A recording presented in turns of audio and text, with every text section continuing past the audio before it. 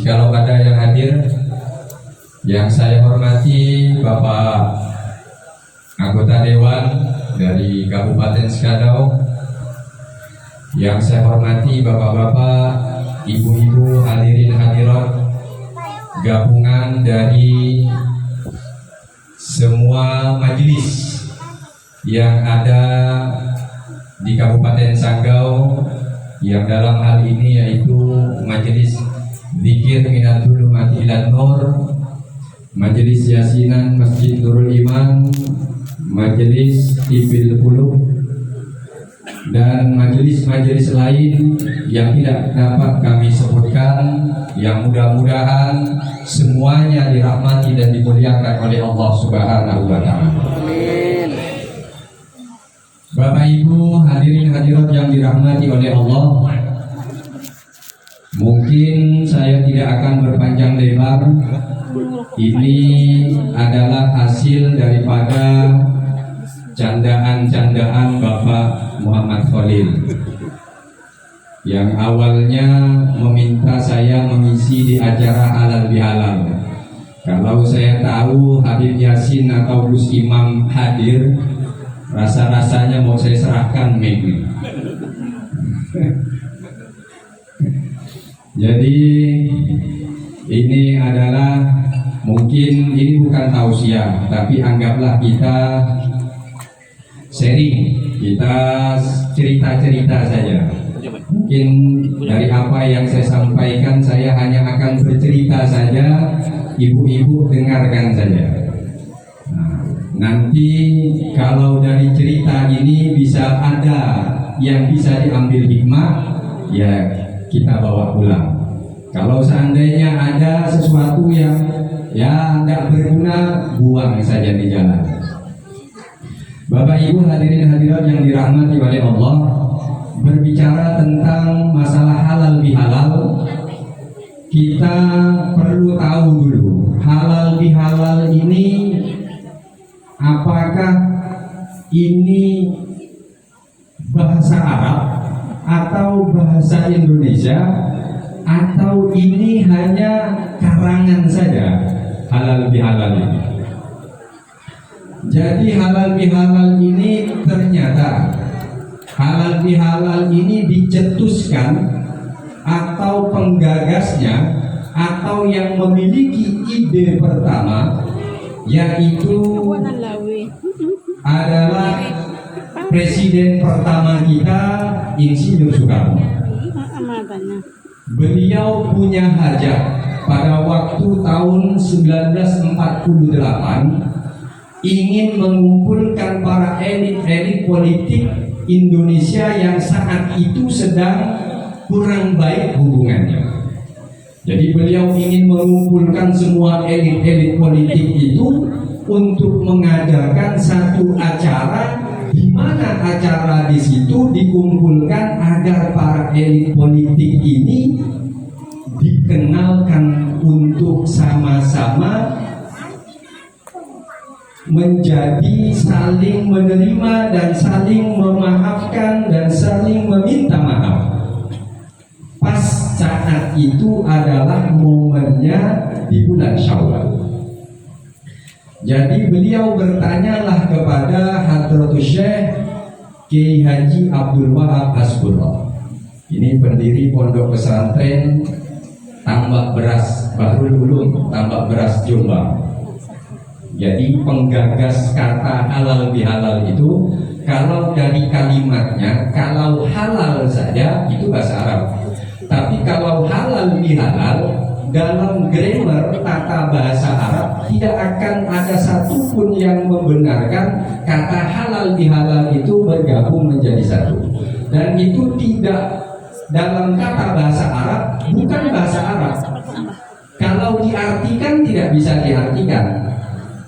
Kalau diartikan bahwa saling menerima, saling legowo, saling memaafkan, tidak ada dalam kata halal bihalal itu yang berarti yang ada menunjukkan arti maaf, tidak ada. Halal itu adalah kalau di bahasa membahasakan secara halal bihalal itu diartikan secara arti yang bebas, itu adalah 00, kosong, kosong, kosong. Tapi kalau saling merelakan, itu dalam bahasa Arab justru malah antarodim, saling merelakan, saling ridho. Kemudian bahasa yang sudah familiar ini di tahun 1948 itu ingin dirubah karena secara tata bahasa Arab ini menyalahi aturan dan tidak bisa diartikan, akhirnya ingin dirubah. Yang ingin merubahnya pun masih dari sepupunya Kiai Wahab, Kiai Haji Bisri Samsuri, pendiri pondok pesantren Manbaul Ma'arif Den Anyar Jombang, masih sepupunya. Diganti dengan kata-kata istighna'ul id, dengan kalau diartikan secara artian yang bebas, istighna'ul id itu adalah penghormatan hari raya, penghormatan kepada hari raya. Nah, sekarang di Jawa itu muncul lagi halal bihalal. Kalau kita ini sudah familiar lah, sudah sangat viral. Halal bihalal itu adalah acara ajang silaturahmi. Nah, maka di dalam KBBI, di dalam Kamus Besar Bahasa Indonesia, halal bihalal ini masuk dalam KBBI, Kamus Besar Bahasa Indonesia. Artinya itu adalah ajang silaturahmi untuk saling memaafkan. Di dalam Kamus Besar Bahasa Indonesia itu tersebut seperti itu. Nah, kemudian sekarang muncul di Jawa ini ingin merubah kata-kata halal bihalal. Apa itu? Istihlal. Nah, jadi istihlal kalau diartikan secara arti yang bebas, minta halal. Jadi mana? Ya terserah. Namanya istilah ini kan tidak bisa disalahkan dan juga tidak bisa kita untuk silahkan saja, bebas-bebas saja. Mau menggunakan istihlal silakan, mau menggunakan halal bihalal silakan, atau ingin menggunakan istighna'ul id, silakan saja. Nah, kemudian setelah kata halal bihalal ini dicetuskan, terjadilah ini kebiasaan yang masih kita laksanakan sampai detik ini, yaitu acara ajang silaturahmi, di mana ajang silaturahmi itu dinamakan acara halal bihalal sampai dengan detik ini. Jadi kata-kata itu siapa yang ingin merubah, karena memang dari awal itu sudah pertama kali sudah dicetuskan dan sudah dikenal oleh halayak ramai, inilah yang saat ini terjadi di seluruh penjuru Indonesia. Makanya kita tidak akan menjumpai acara halal bihalal ini di negeri Arab, tidak akan ada. Di negeri yang berbangsa Arab lah, di mana itu di Yaman, di Mesir, di Madinah, di Mekah, tidak akan ada acara halal bihalal. Yang ada itu hanya di Indonesia. Bahkan di negara tetangga kita, di Singapura, Malaysia, itu tidak akan kita jumpai acara halal bihalal. Yang ada hanya di Indonesia. Inilah hebatnya Indonesia. Nah, Bapak Ibu hadirin hadirat yang dirahmati oleh Allah.